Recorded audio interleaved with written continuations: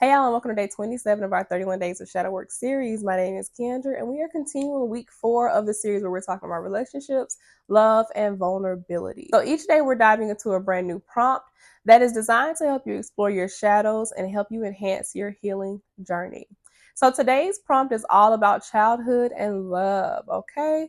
So remember, this is a safe space for self-discovery, so take your time, be gentle with yourself, and give yourself some compassion through this journey.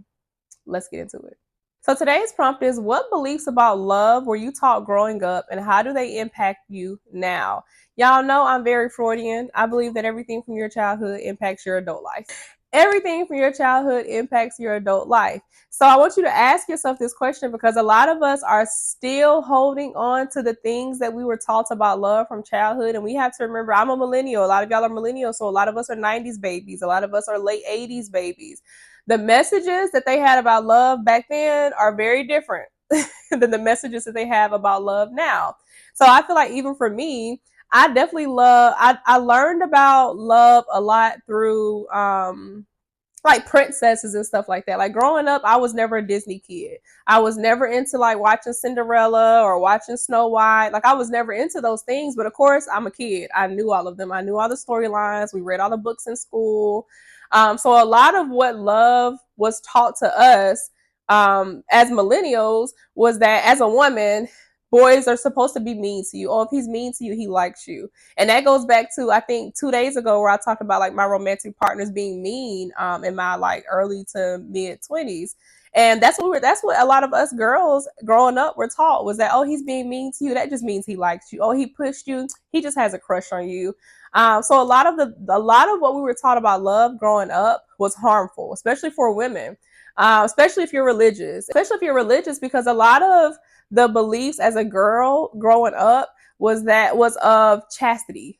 How much value you have and how much you deserve to be loved is based on your chastity. It's based on whether you're a virgin or not. It's based on how men perceive you. It's based on how well you take care of everybody else around you. Like as a girl, especially as a black girl growing up, like we're not really taught about self-love a lot. So a lot of us are growing up with these ideas of love that were tainted, with these ideas of love that really stem from abuse.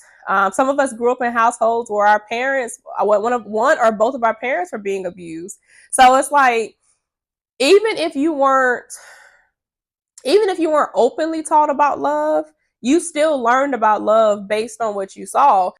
A lot of what I saw growing up was more so tough love. Like everything had to be tough love. Everything had to be like, you need to learn this, or you're going to you need to learn this or people are going to take advantage of you. You need to learn this or people are going to abuse you. Like I am being tough on you now because the world is going to be tougher on you, kind of thing. So that's a lot of what I learned about love growing up, was that it was going to be hard, it was going to be tough, it was going to be there were going to be times where the person's going to be mean as hell to you. There were going to be times, and that's not, oh, this is a really big thing, and especially in the black community, like people go back and forth about this.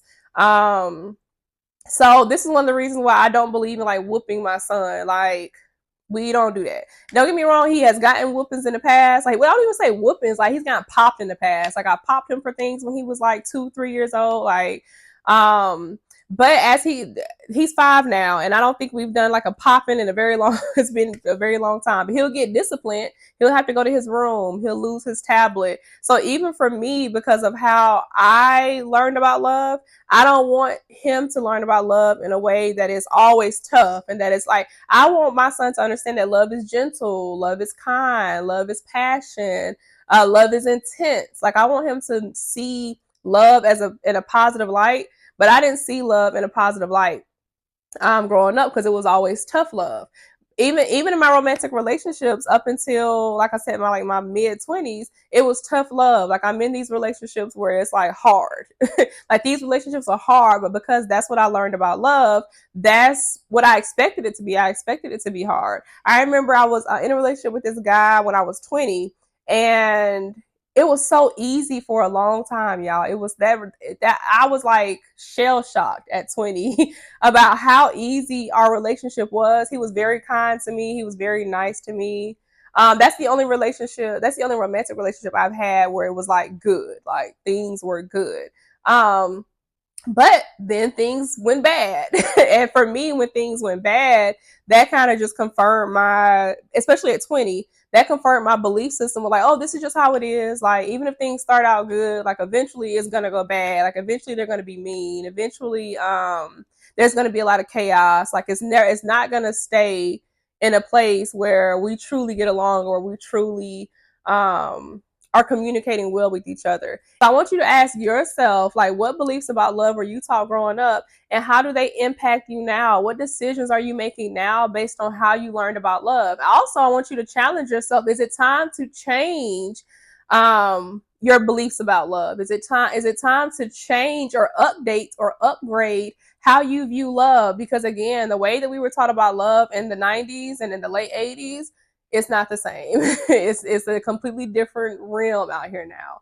So ask yourself this question if you're participating in the series. Make sure you use the hashtag 31 days of shadow work and tag me at Keandra Ware. I'll be joining y'all again tomorrow for the very last day of our week 4. So we are wrapping it up, y'all. See you tomorrow.